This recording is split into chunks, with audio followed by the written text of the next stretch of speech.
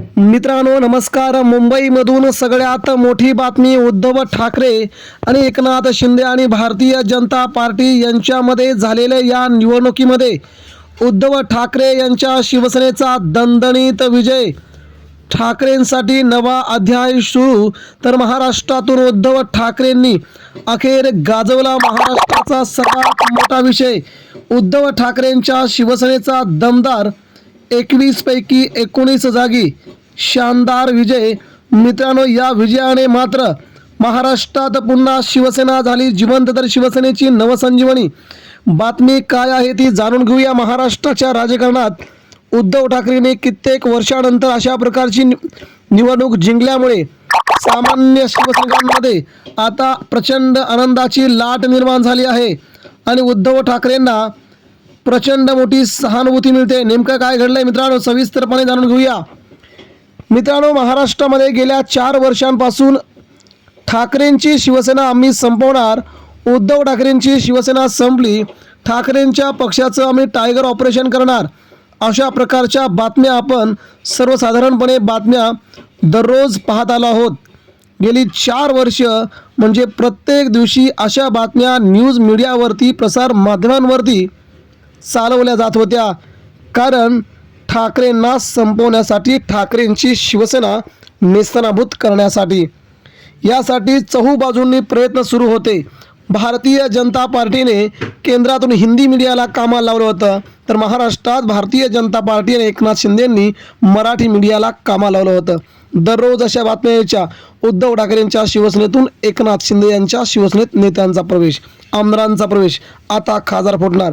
परंतु मित्रांनो, या सगळ्यांमध्ये झालं काय, तर आता 6 विद्यमान खासदार फुटल्याच्या नंतर महाराष्ट्राच्या ग्रामीण भागातून आणि शहरी मुंबई भागातून उद्धव ठाकरेंसाठी सहानुभूतीची प्रचंड मोठी लाट आता निर्माण झाल्याचं चित्र या प्रसंगी तयार झालंय. सहानुभूतीची लाट अशा प्रकारची असते, त्या लाटेमध्ये सगळेच्या सगळे वाहून निघून जातात आणि या लाटेमुळे महाराष्ट्राचंच राजकारण, पूर्त राजकारण बाजूला सारून ज्यांच्यावरती सहानुभूतीची लाट आहे ते मात्र खूप मोठ्या प्रमाणामध्ये पुढे जात असतात. मित्रांनो, एकंदरीत पाहायचं झालं तर महाराष्ट्र राज्याच्या राजकारणामध्ये उद्धव ठाकरेंच्या बरोबरीनं ही लाट आहे. मित्रांनो, सध्याच्या घडीला आपण पाहतोय की खासदार सोडून गेल्याच्या नंतर उद्धव ठाकरेंनी मात्र महाराष्ट्राच्या राजकारणामध्ये आपली शिवसेना वाढवण्याचं काम कायमस्वरूपी निरंतर चालू ठेवलं. हे काम कायमस्वरूपी चालू असताना राज्याच्या ग्रामीण भागातून सर्वसामान्य नागरिक आजही उद्धव ठाकरेंच्या पाठीमागे खंबीरपणे उभे होते आणि उभे आहेत. तशाच प्रकारे मित्रांनो, महाराष्ट्रात जे घडत गेलं ते म्हणजे आता होत असलेल्या या 6 विद्यमान खासदारांच्या नंतरच्या निवडणुका. सध्या कृषी उत्पन्न बाजार समिती, सहकारी सोसायट्या, जिल्हा बँका यामध्ये सध्या उद्धव ठाकरेंची ताकद नसली तरी ग्रामीण भागामध्ये कडवट शिवसैनिक, कडवट सामान्य शिवसैनिक आजही तेवढ्याच हिमतीनं आणि ठाकरेंच्या दिमतीनं तो आज लढतोय. महाराष्ट्राच्या ग्रामीण भागात तो आजही कोणतीही ताकद नसताना उद्धव ठाकरेंच्या पाठीमागे खंबीरपणे उभा आहे. मित्रांनो, हेच पुढे कुठेतरी राज्याच्या राजकारणामध्ये हीच ताकद उद्धव ठाकरेंना पुढे आणणारी होती. आपण जर पाहिलं तर सध्या होत असलेल्या यवतमाळ, वाशिम, नंदुरबार आणि धुळे या भागातील जिल्हा सहकारी बँकेवरती उद्धव ठाकरेंच्या शिवसेनेने काही नसताना या 4 जिल्ह्यात जवळजवळ 19 जागी आपला भगवा झेंडा फडकवला आहे.